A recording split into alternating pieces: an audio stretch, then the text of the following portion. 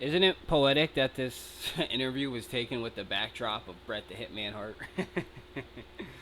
So, yeah, if you haven't heard by now and you've been living under a rock, CM Punk did a not a tell-all interview, but a tell-most interview with Ariel Helwani on the MMA Hour, and I listened to the whole thing. It was a great interview, really. Um, CM Punk spoke his truth, as they say.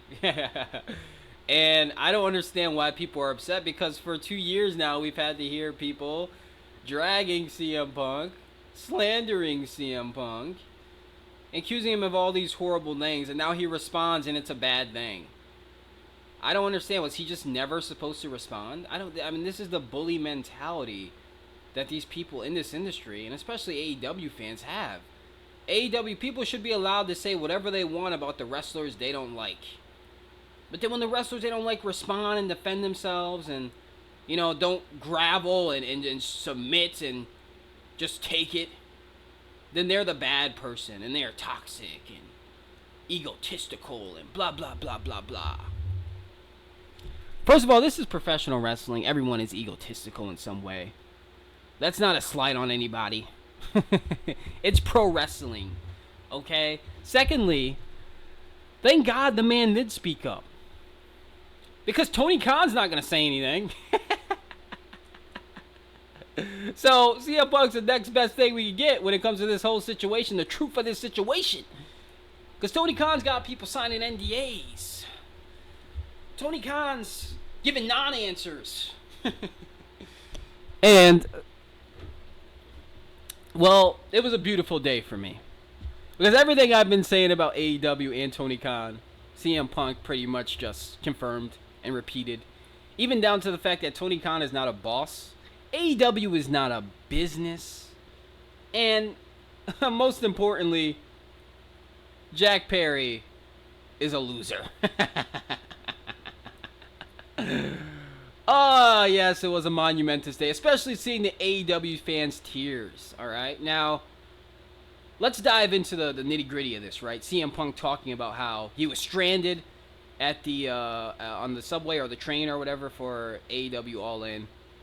How Hangman Adam Page said one thing. They talked about it backstage, what they were going to say, and then they go in the ring and Hangman Adam Page says something completely different. And now you understand why CM Punk was hesitant, saying, maybe this guy's going to shoot on me in the ring. Because, look, I think you're being purposely obtuse, and I think you're either very gullible to not come to that train of thought, right? Just you plan something with a guy, he goes off script one time, well, then you're thinking, damn, what else is this guy going to do to go off script? And I guess CM Punk, he was in fight or flight mode. He was in that self-defense mode, like, am I going to have to defend myself?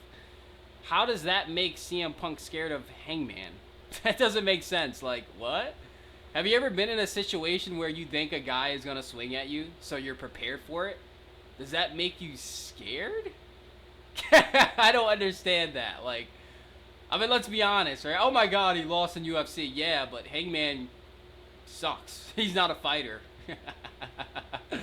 Hangman would probably also face the same fate as Jack Perry and Matt and Nick Jackson and Kenny Omega. Oh, man. I mean, if the guy's not scared of Kenny Omega, who does have some kind of background, some kind of formal training, why would he be scared of the empty-headed DF? But, it's a microcosm of a bigger issue in AEW. This lack of communication, right? This holier-than-thou attitude that the people at the top have because, and even people lower down have because they're friends with people at the top. It's absolutely disgusting the nepotism that goes on in that company and how there is one man at the top who allows everyone to get away with it. And I just don't really want to repeat myself because this is stuff I've been saying for a year now, ever since this whole, thing popped off. And this is stuff that CM Punk has said in the interview, if you watch it. And it is a fantastic interview. Perhaps better than the pipe bomb. Better than the Colt Cabana interview. Because it's just told how it is. And it's told by things that we already know. That we can observe. And yes, there's an entire section of fans who are living in denial about these things. Just as WCW fans were living in denial before that company went under. But, who cares, right? They can be in denial about it. We see it. This is not a legitimate business. It's not about selling tickets or merchandise or making money or, producing another boom in professional wrestling. This is a promotion that caters to a very specific niche audience who wants to see moves. They want to see moves and undeserved near falls. And they want to see returns or debuts. And that's really all they want to see. They don't want to see good storylines. They don't want to see good stories. They don't want to see interesting characters. They want to see people that wrestle good and have good matches and get 5-star matches from Dave Meltzer. That's AEW's audience. That's the audience Tony Khan has left himself with. Maybe in the beginning, it wasn't like that. Maybe for a little bit in the beginning.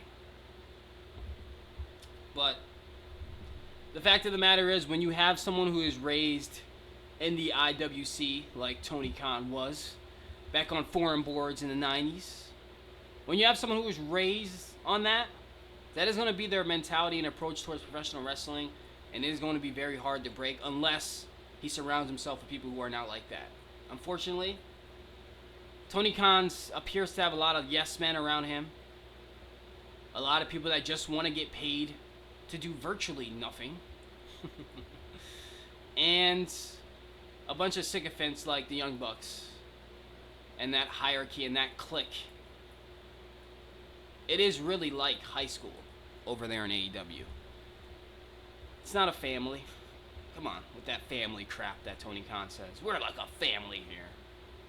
But when Vince said it, it was like a cult dog whistle. When Tony says, "Oh, it's true, we're all family, it's sunshine and rainbows. Thank you, AEW." I can't believe the crap Punk had to put up with there. I cannot believe the crap he had to put up with. But he did. And called Tony Khan a clown to his face. If you can call a billionaire a clown to their face and walk out and have a fantastic match with Samoa Joe and then walk out unscathed after choking out a little nerd, how is that not awesome? Is this not what everyone wants to do? I thought we loved Stone Cold Steve Austin. He is Stone Cold Steve Austin in real life. It's not a gimmick, brother. Oh, wow. I mean, what else is there to say? You got all these AEW marks tweeting, "Thank you, AEW, you saved professional wrestling." How? How did they save professional wrestling? WWE was in worse times than WWE was in when AEW came around. They've been at worse times than that. Come on. And look where WWE is now. So if you want to say thank you, AEW, I would say thank you, AEW, for making WWE try, I guess. But did they really make WWE try, or was it just that Triple H came in and Vince left? Because Vince didn't care about AEW, did he? He cared about trolling them a little bit, getting under their skin a little bit, having Tony Khan squirm a little bit, but he wasn't, like, sweating over AEW. The ratings in WWE were still far beyond what AEW was. Ticket sales still far beyond what AEW was. Merchandise, pay-per-view, social media impressions. Come on, guys. Thank you, AEW. Yeah, thank you, AEW, for giving CM Punk back to WWE. Tony Khan is perhaps English. Tony Khan is perhaps the biggest clown in the history of business. Because he does not know how to run a business. He's not a businessman. He is a friend. He is Mr. Rogers.